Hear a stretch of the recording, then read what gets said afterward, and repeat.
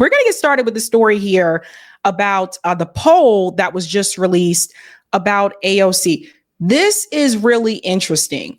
You know, AOC's on that tour with Bernie Sanders. They're doing the oligarchy tour, traveling to certain cities in the United States. And there's been a lot of pressure coming from those who I guess are more part of the progressive side of the Democratic Party, who are really upset with Chuck Schumer. Even some of those who are not progressives, that are not politicians, have been very angry towards Chuck Schumer for choosing to go along and vote for that GOP funding bill. And people are still being vocal about that. Well, when that started, people were starting to ask, should AOC challenge Chuck Schumer for that Senate seat?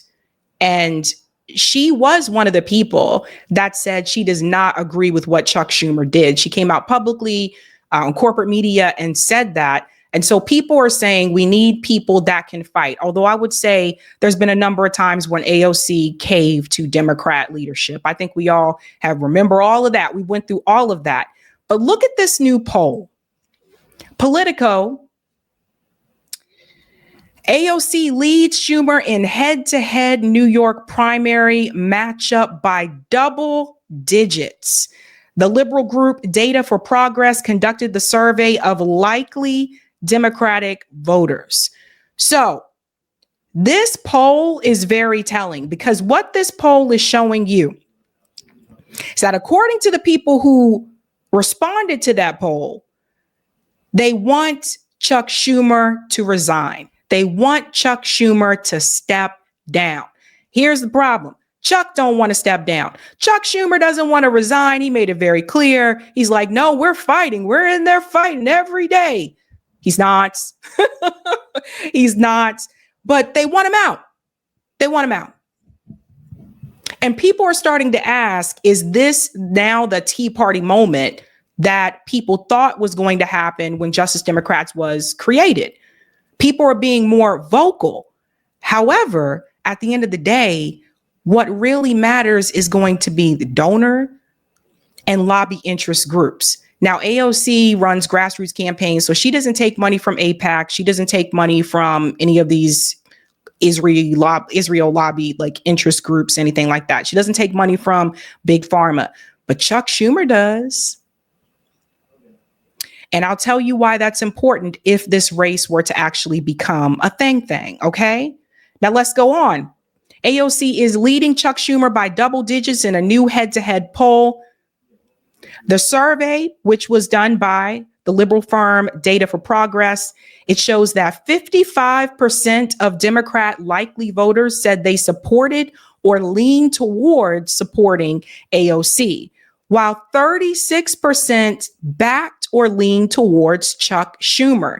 9% were undecided. Now, look, I have plenty of criticism for both of these people, okay? I've criticized both of them. But Chuck is losing by double digits. According to this poll, if that Senate race election were today, Chuck would most likely lose. Except one reason that I think it wouldn't happen. Well, two. Number one, I'm not quite convinced that AOC wants to run against Chuck Schumer. So there's that. Two, the Zionist lobbies. Remember that story I told you about Hakeem Jeffries, and I told you how he was losing in the polls when he was running for that congressional seat that he currently holds? He was losing to Charles Barron. Charles Barron was a Black Panther. He was winning in those polls. And so obviously, like the Zionist, like lobby groups, AIPAC, they did not want someone like Charles Barron to get that seat because he was not going to vote on legislation that would benefit the interests of Israel. So what they did was they poured lots of money into Hakeem Jeffries' race, and then they started a smear piece against Charles Barron, which said that David Duke endorsed Charles Barron. Now, come on, people. You would think people use their brains. Why would David Duke actually endorse a Black candidate? Come on. I mean, he's a white supremacist. Why would he do that? Unless he's also opposition. He did the same thing when Jill Stein was running just recently in 2024. David Duke always comes out to issue these endorsements when it's someone that is running that has been critical of what Israel is doing. And I want people to understand that's a trap. That's a trap, okay? So without that money interest, Charles Barron would have won that seat. So the money came in, just like AIPAC money came in to go against Nina Turner.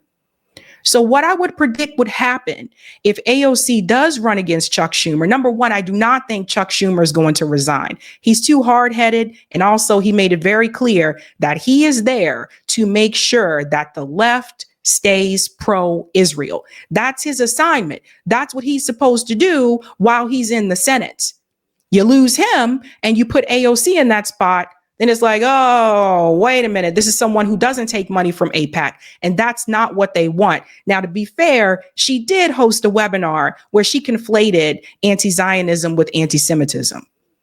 That's why AIPAC didn't put up money against her to get her out of that seat the same way they did towards Jamal Bowman and Cori Bush, because she was willing to bend the knee just a little bit. That got her a lot of backlash from DSA, just FYI. But I don't think Chuck Schumer is going to step down. And I think that AIPAC would help him out to make sure that he stays in that race, to make sure that he stays in that seat. Let's go on a little bit more here. The poll was the latest sign that Schumer's standing among the Democratic base is taking a hit since he voted to advance a GOP funding bill last month that avoided a government shutdown. The fact that Data for Progress conducted and released the poll also underscores that liberal organizations are continuing to look for ways to prod Schumer to take a tougher stance against President Donald Trump. This poll really does show that Democrats are united in just wanting to stand up, wanting to fight, wanting to see someone take a stand for them. That's coming from Danielle, who's the executive director of the Data for Progress. I will say this, some of my friends that did vote for Kamala Harris, they are really angry, not just angry at Trump. They are angry because they made it very clear to me that they feel like the Democratic Party isn't fighting. I mean, they're not wrong. I'm like, as a party, they're not wrong. And they feel like they can vent to me about this because I'm a registered independent. So, I mean, I voted third party. I voted for Jill Stein. So it's like they'll come to me and vent to me about it because they know if they voice those kind of frustrations with other people that are liberals, they're going to get a lot of backlash. Isn't that sad?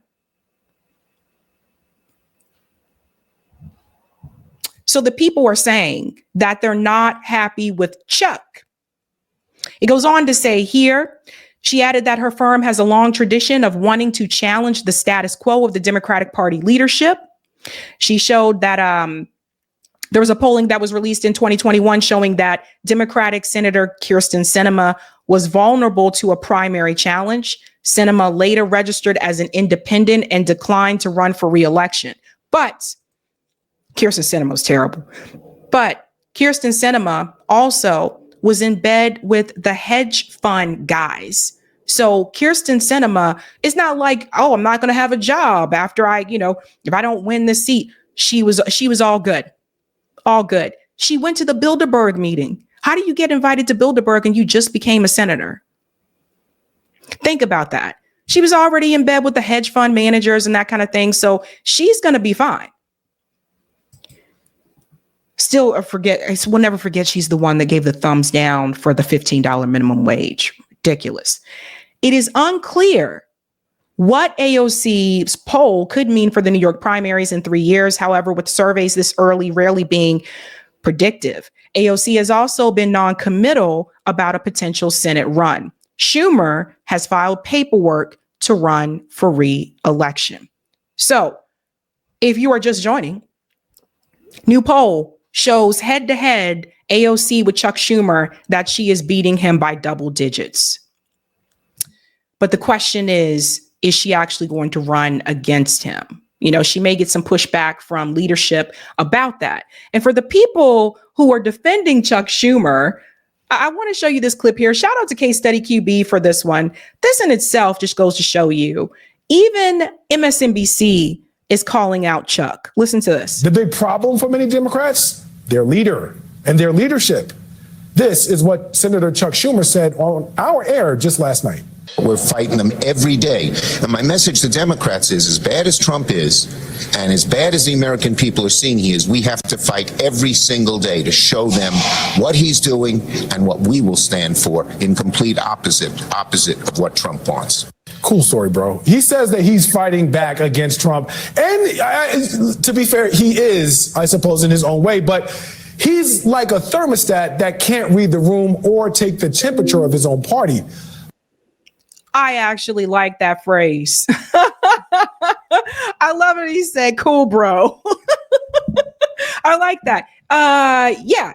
No, he can't take the temperature, but not only he can't take it, he doesn't want to take it. He doesn't want to take the temperature. When I say there's two sides to the story, it's not just that AOC is beating Chuck Schumer in that poll by double digits. It's also that Chuck Schumer is that old school establishment Democrat that has been in politics for quite some time. He went to Harvard. He's the typical cookie cutter politician that you usually see, like in the Democratic Party. He's not going to change. And I know he's not going to change because friend of the show, Roger Meadows, attended a meeting that Chuck Schumer was hosting in New York.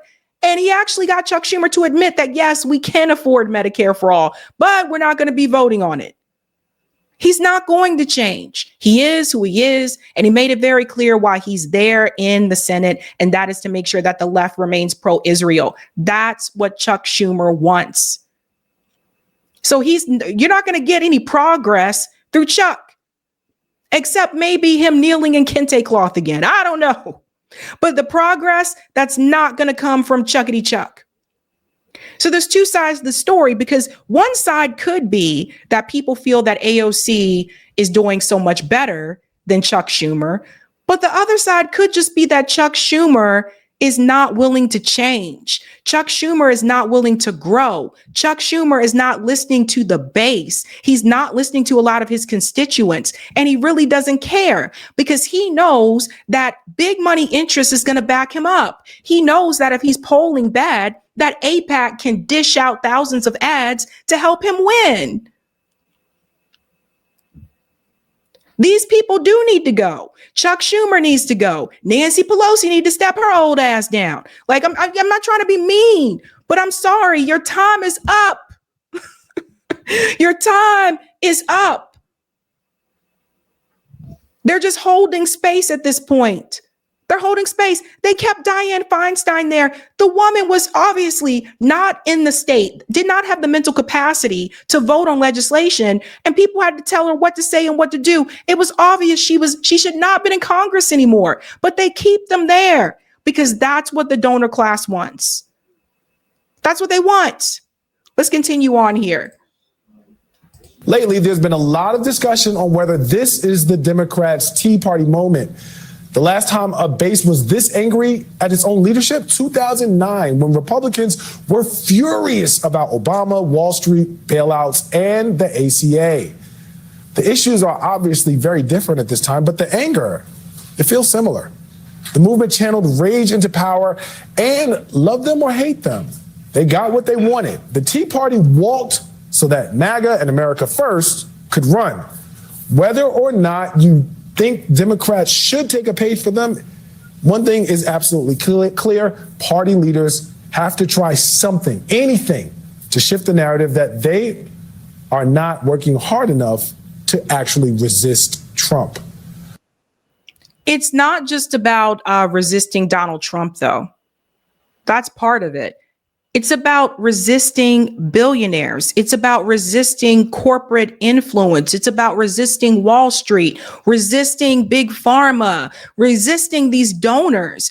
You know, years ago, people used to talk about Citizens United, like in Citizens United. And I feel like people don't talk about that much anymore. I felt like after Biden won, people just kind of, I don't know.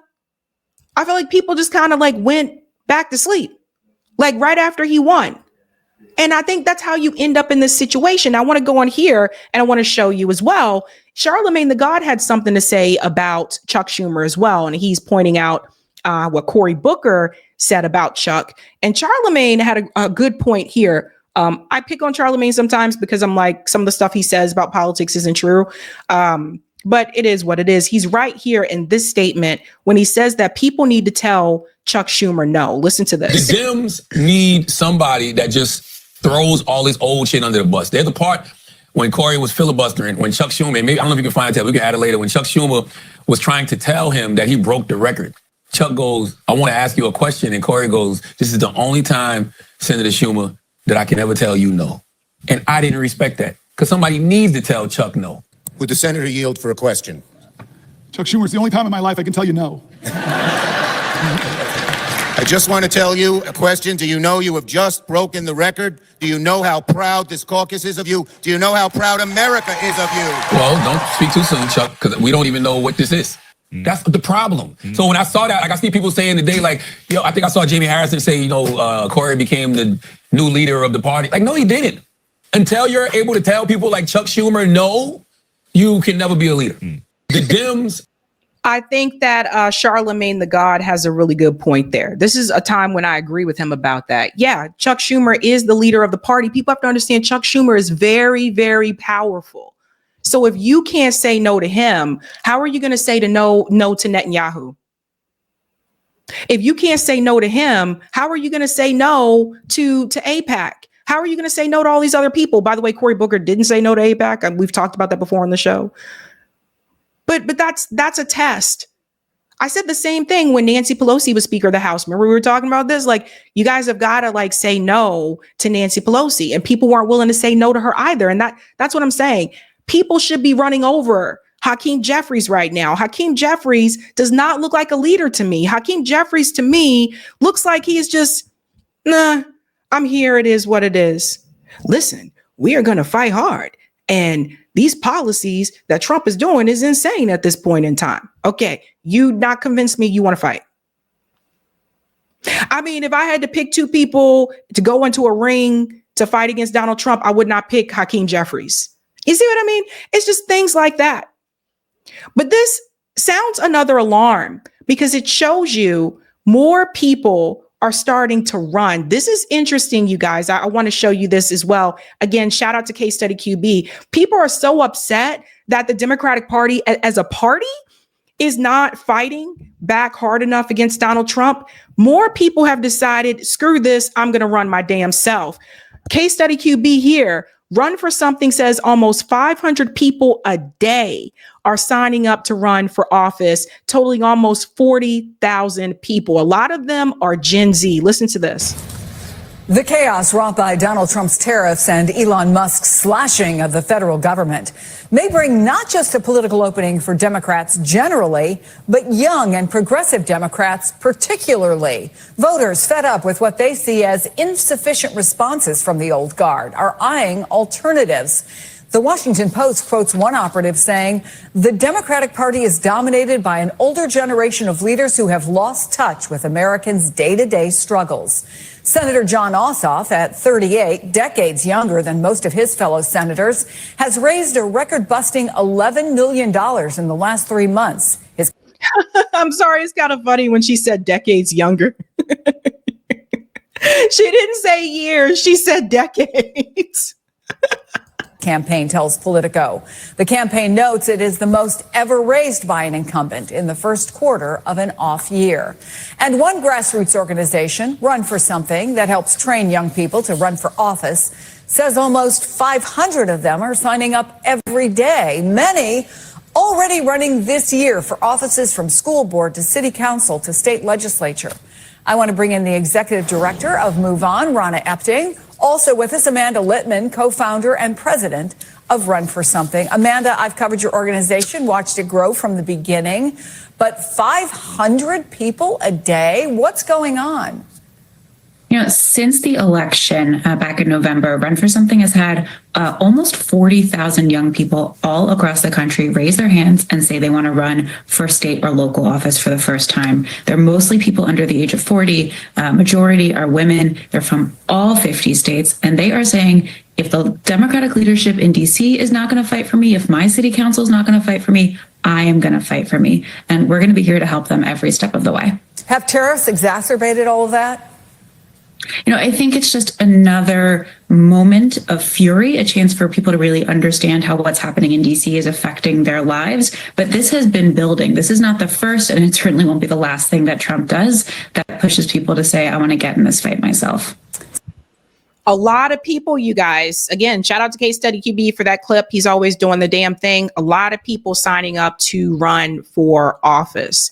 So we'll have to wait and see, obviously, what happens. But I think at the end of the day, a lot of this is going to come down to big money interest. Because I think, again, it's like you can have a great campaign, you can have a great policy agenda, great platform, and it's like big money can come in and just knock you out, right?